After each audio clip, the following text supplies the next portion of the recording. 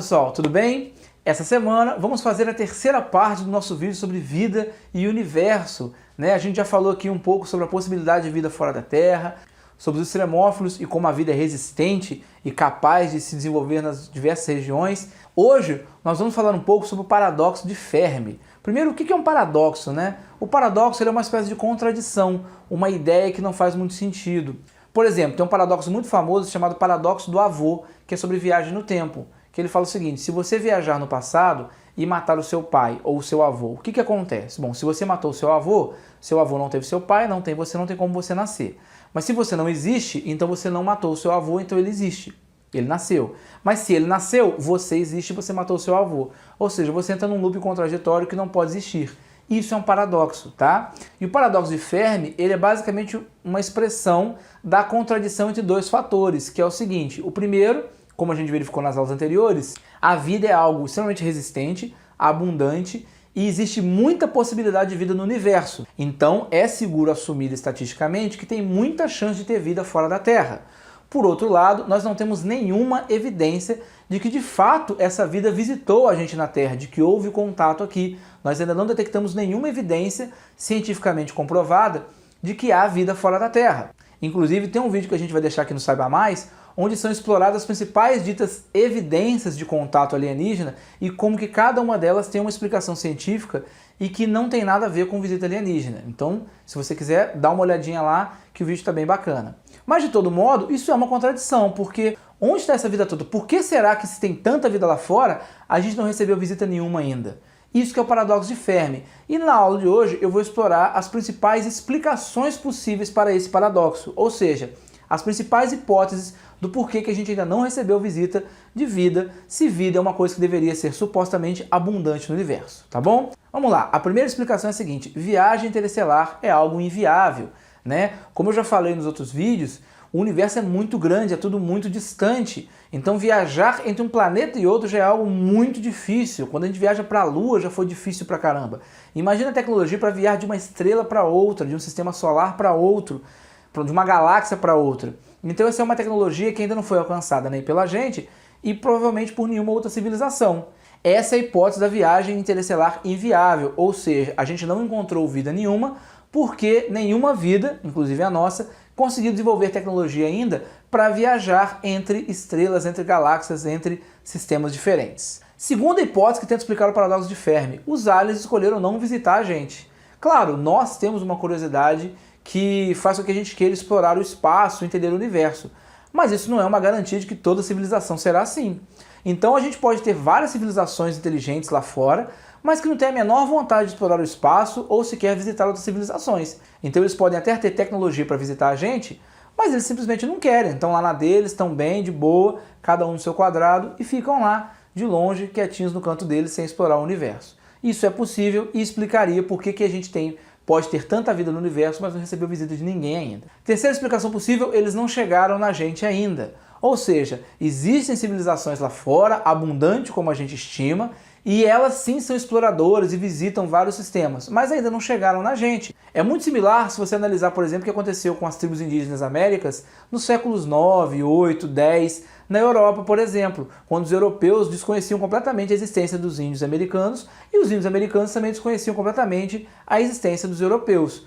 Ou seja, você tem dois povos vivendo no mesmo planeta, mas que por uma questão tecnológica nunca se encontraram, então sequer sabem da existência um do outro. É a mesma coisa aqui. A gente teria diversas civilizações, algumas até têm tecnologia para chegar até aqui, igual os europeus tinham para viajar pelo mundo, mas que não chegaram na gente ainda. Então, essa é uma terceira hipótese para tentar explicar por que a gente não recebeu os aliens ainda. Porque o universo é muito grande, eles estão explorando por aí e não chegaram aqui ainda, tá bom? Quarta explicação possível para o paradoxo de Fermi é os aliens do passado. É a ideia de que esses aliens estiveram aqui sim em algum momento, já passaram por aqui, mas muito lá atrás. E aí a gente tem três possibilidades dessa hipótese. A primeira é que eles passaram por aqui quando não tinha vida nenhuma. Então eles passaram na Terra, viram que era uma Terra morta, não tinha vida, não tinha nada. Dependendo da época, não era nem habitável, né? Porque a Terra teve uma época que ela foi extremamente quente e complexa, não tinha condição nenhuma de ter vida. Então eles podem ter passado por aqui nesse período, não tem nada, marcaram no caderninho dele lá, lugar infértil, lugar inabitado, e seguiram viagem e nunca mais voltaram. Então essa é uma possibilidade. A segunda possibilidade dentro dessa ideia dos aliens que vieram no passado é a de que eles mesmos foram a origem da vida aqui. Muitos filmes de ficção científica, inclusive, exploram isso, tá? Que eles estiveram aqui, viram esse lugar maravilhoso, mas não tinha vida nenhuma aqui. E aí eles foram embora e ou deixaram propositalmente vida aqui para surgir, ou trouxeram contaminação na sua nave que iniciou a vida na Terra. Então essa é uma das possibilidades aí do que nós chamamos de panspermia, né? Que é a origem da vida ter vindo de fora, ou por uma civilização, ou por cometas, ou objetos quaisquer, tá bom?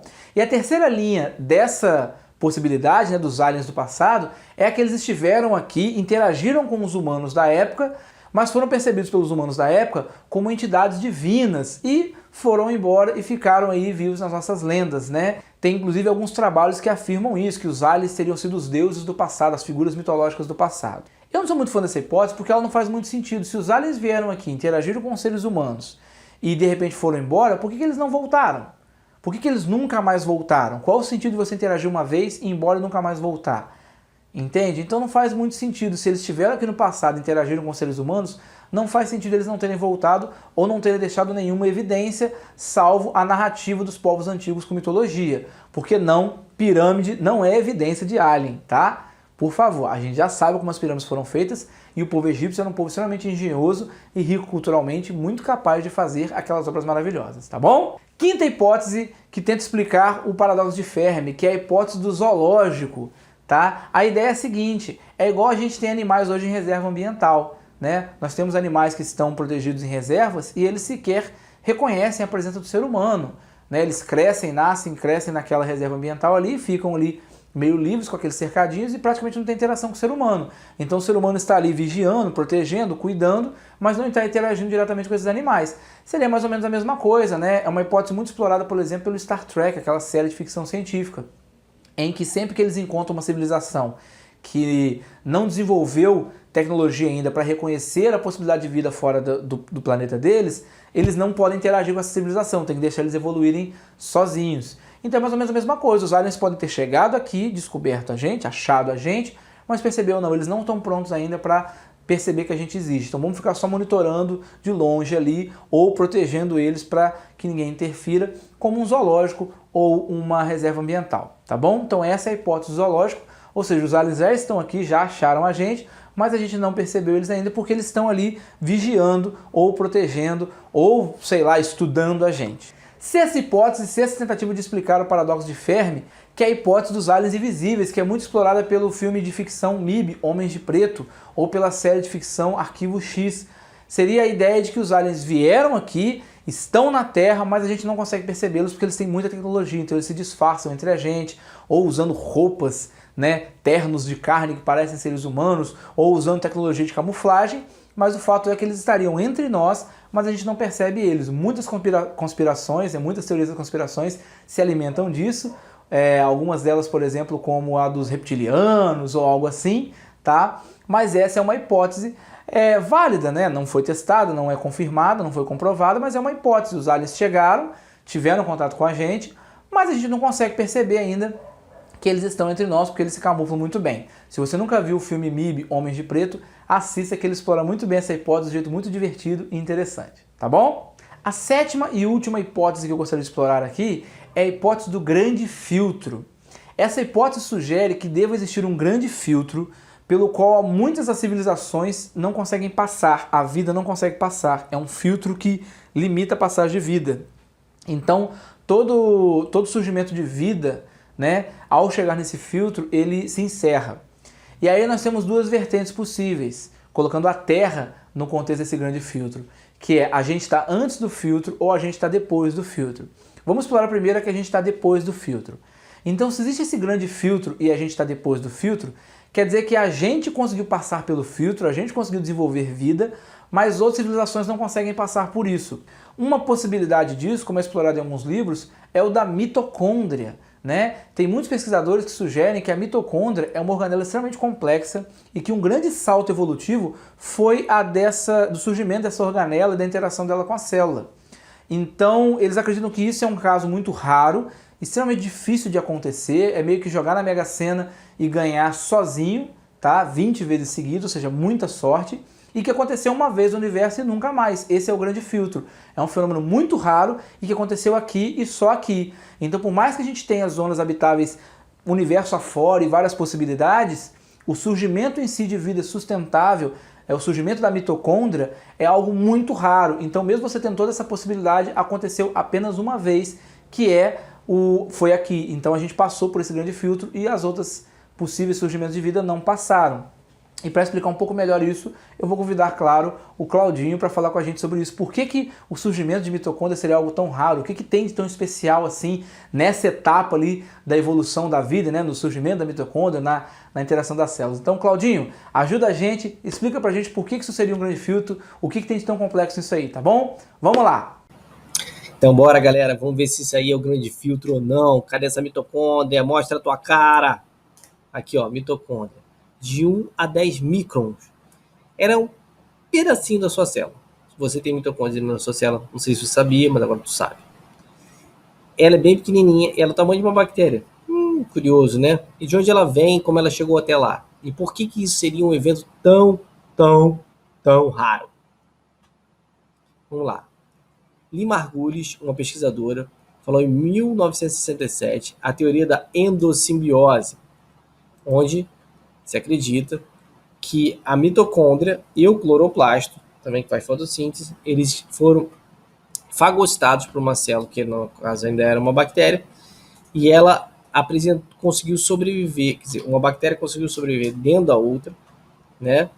E aí obteve uma vantagem gigantesca, porque ela obteve essa bactéria que entrou para dentro dessa outra bactéria maior, né? No caso aqui, ela conseguiu sobreviver lá dentro, ela teve alimento, condições de refúgio e tal, etc. E ela também deu grande quantidade de energia para essa célula que a abrigou. E ao contrário, né, do comum dessa célula ser fagocitada, digerida pela outra célula, ela sobreviveu e elas ainda trocaram material genético. Isso só aconteceu, galera, 2 vezes na vida que a gente saiba, para a mitocôndria e para o cloroplasto. 2 vezes. Em 3,5 bilhões 2 vezes. Então, isso é um evento realmente raro, né? Mas será que isso seria o grande filtro ou não? Vamos lá ver o que acontece depois dele. Vantagens, galera. Cara, depois que você teve uma mitocôndria na sua célula, puf, produção de energia explodiu. O que aconteceu? Antes, você só tinha glicólise. Fazia a fermentaçãozinha, pegava a glicose, liberava 12 ATP. Pam! Agora, você produz 38 ATPs a cada quebra da glicose. E isso é muita coisa, galera. De 2 para 38. É muita coisa, muita coisa. Então você tem uma molécula que te dá 2 moedinhas de energia. Agora, a mesma molécula te dá 38 moedinhas de energia. Quem não ia querer? Isso te deixa muita energia para fazer muitas coisas. Por exemplo, ser um organismo pluricelular e conseguir correr. Que nem o Usain Bolt, né? Isso dá mais condições para pensamento, condições de complexidade, né? Ou nem tanto, né? Você correndo em Pampola, lá dos touros, uma atitude não tão inteligente para quem tem mitocôndria, né? Beleza? Vai aí, Alex. Bom, muito bacana, obrigado, Claudinho, deixou muito mais claro. Então, realmente, a mitocôndria parece que seria um grande filtro aí, né? Qual que é a segunda possibilidade dessa hipótese? É que o filtro está à frente da gente, essa é a mais preocupante, ou seja, a gente não passou por esse filtro ainda e alguma outra civilização, outras civilizações já passaram. O que significa que quando a gente chegar nele, a gente pode simplesmente não passar, a gente pode ser destruído. E aí tem 2 possibilidades do que seria esse grande filtro. Do mesmo jeito que no filtro que a gente já passou por ele, uma possibilidade seria o surgimento de mitocôndria, né? No filtro que a gente não passou por ele, as possibilidades seriam o de guerras, ou seja, as civilizações vão se desenvolvendo tecnologicamente, até que elas chegam no nível tecnológico, que elas entram numa guerra e se aniquilam e se destroem. A gente já tem tecnologia para fazer isso, que são as armas nucleares e termonucleares. Ou seja, esse filtro assume que várias civilizações podem surgir, mas que todas, quando chegam a um certo nível de desenvolvimento tecnológico, se aniquilam, se destroem e desaparecem. Esse é o grande filtro que impede as civilizações de avançarem tempo suficiente, né, ter longevidade suficiente para a gente se encontrar. E isso preocupa porque a gente está num caminho muito parecido com isso. A gente tem armas termonucleares que permitem a gente eliminar toda a vida da Terra rapidamente, e temos aí o aquecimento global que está aos poucos deixando a Terra insustentável para a nossa vida, tá bom? O segundo possível grande filtro é o da civilização dominadora. O que é isso? Uma civilização passou pelo filtro, ou seja, ela chegou no desenvolvimento tecnológico que ela consegue ver as outras civilizações, interagir, dominar e fiscalizar. E aí essa civilização decidiu o seguinte: se alguém ficar tão grande quanto eu, esse grupo pode me destruir. Então sempre que eu ver uma civilização chegando no desenvolvimento perto do meu, eu destruo ela. E esse seria o grande filtro. Essa civilização está lá e, bom, eles estão bem. Opa, esses aqui desenvolveram tecnologia demais. Vai lá e elimina. E aniquila. Como nós não somos essa civilização, é preocupante porque se ela existir, ela está aí em algum momento e pode interagir com a gente. Essa é a temática, inclusive, de alguns filmes de ficção científica como Independence Day, onde uma civilização mais avançada chega na Terra e quer destruir, aniquilar a gente. Tá bom? Então essas são as possibilidades aí, e quanto menos a gente encontra evidência de vida inteligente fora da Terra, mais é provável que exista essa hipótese do grande filtro aí, ou que a gente tenha passado por ele, ou que ele esteja à nossa frente, tá? Mas de qualquer forma, eu não quero deixar ninguém preocupado, só queria trazer um pouquinho dessa informação interessante para vocês, para tentar responder, para tentar mostrar que existe aí possíveis explicações científicas do porquê que se tem tanta possibilidade de vida na Terra, a gente não encontrou nenhuma dessa vida por enquanto, tá bom? Espero que vocês tenham gostado da aula, fiquem bem e até a próxima.